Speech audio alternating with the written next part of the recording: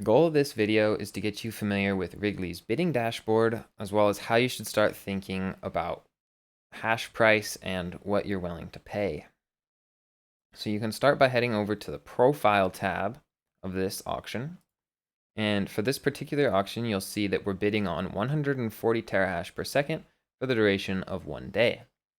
So you can take these two numbers combined with the hash price to calculate your potential revenue.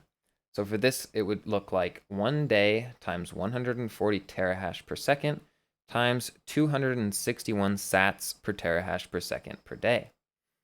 So that's duration times hash rate times hash price. And that gives you the predicted amount of Satoshis that you'll mine if you win this auction. Then you can head over to the live feed and check out the hash rate from our proxy. Here you'll see the hash rate speed and the UTC time. And interact with the graph, you can click and drag to zoom in or double click anywhere to zoom out. So I'll head over to the live site just to show you how this works. Here we click and drag. Now we can examine closer and then double click to zoom back out. Once you kind of got an idea of what you're bidding on, then you'll head over to the hash price tab to consult some on-chain data and to calculate hash price. So here's some stats you can check out.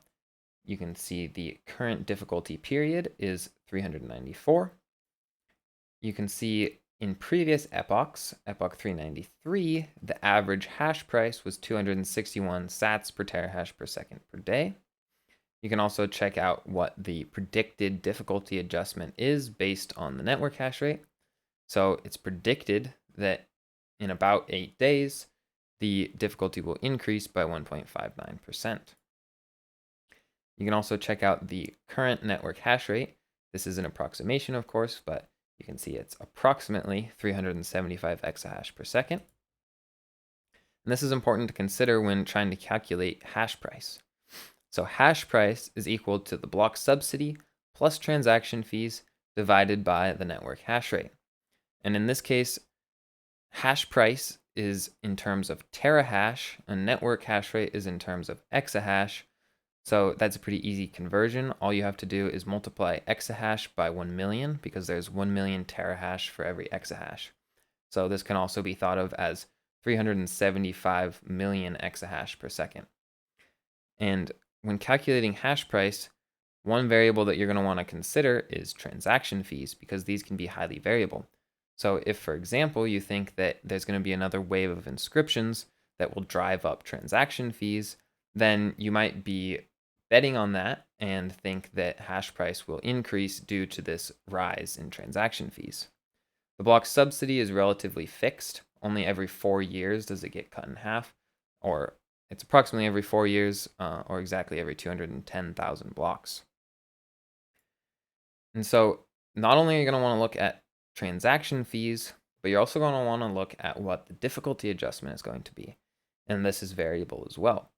So right now, the predicted difficulty adjustment is an increase of 1.59%, which means that it will become more difficult to mine Bitcoin, which will mean hash price will go down.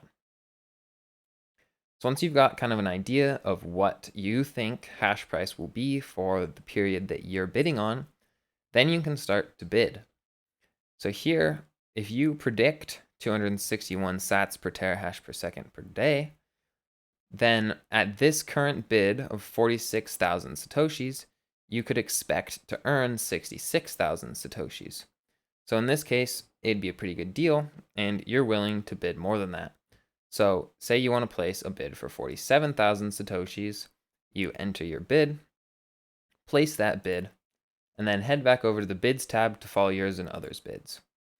So now you can see Satoshi Nakamoto outbid you with 52,000 sats. And here, now, if you were to bid 53,000 sats, your future returns would be 60,000 Satoshis. So this likely still seems like a good deal to you, so you're willing to bid again. And you continue bidding until the auction is ended and hopefully you've won. If you have any issues or problems or questions, need any help, feel free to reach out to hello@wrigley.io and we'll be happy to assist you.